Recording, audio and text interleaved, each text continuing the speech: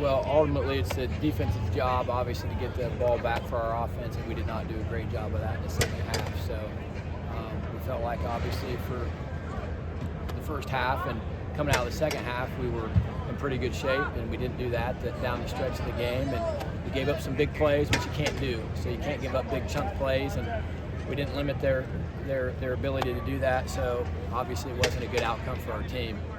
Have you had games like that where, three quarters of the game, it's like you guys are looking pretty good overall, both sides, and then fourth quarter just things get discombobulated? I would say in the game of football, in the world of sports, you have about every type of game along the way, I would say. So I've been involved in those before, and hopefully you're involved in fewer of those than you are more. So, but yes.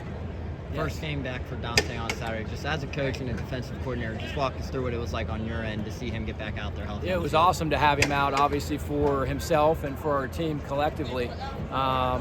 We know that Dante has great ability, and I'm sure it's no mystery he's working himself back into that game type of shape. He's done a great job with conditioning and doing all those things, but obviously once you have 600 pounds pounded on you in four hands and those type of things continuously, that's a different type of conditioning. So we're hoping that we can build that condition that he needs throughout time, and we'd love for him to be in there full time.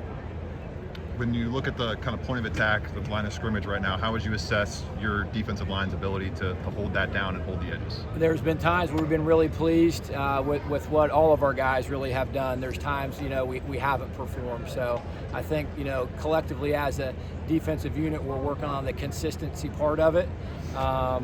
We are playing a number of guys, and we're trying to replicate that in practice with different combinations. So we think that gives us the best chance to have success, and we're going to continue to do that, and hopefully we can become more consistent as a defense.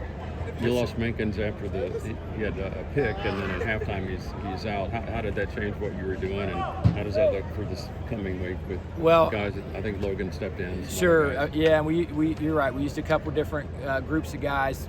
Josh is a starter. Obviously, anytime you lose a guy, that's a starter and a veteran guy. You'd like for that clearly not to happen. So, but it's again, that's why we've got a depth chart and the next guy's up. And just like in the second half, we had to do a few things there with some guys, and we'll continue to work guys in at that spot and hopefully be able to be as good as we can be.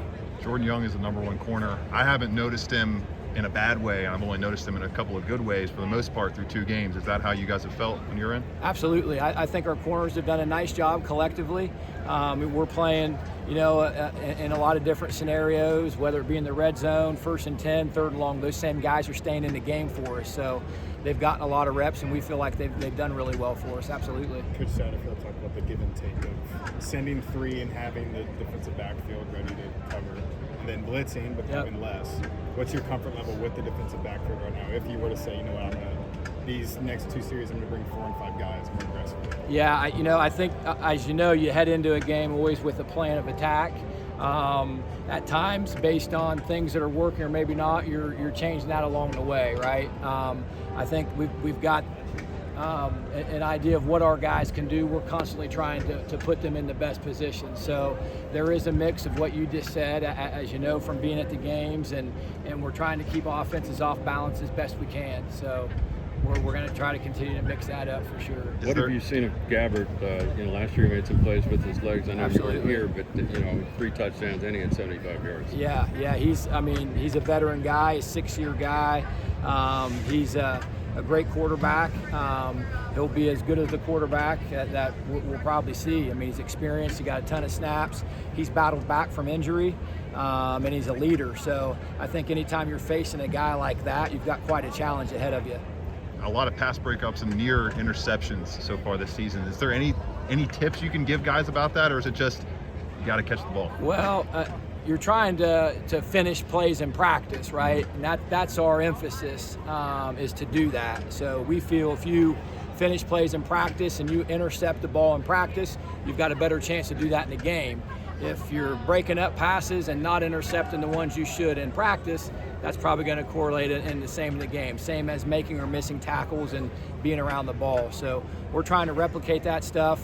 We're trying to make practice days as game-like as we can, and you have to finish in practice to have a chance to finish in games.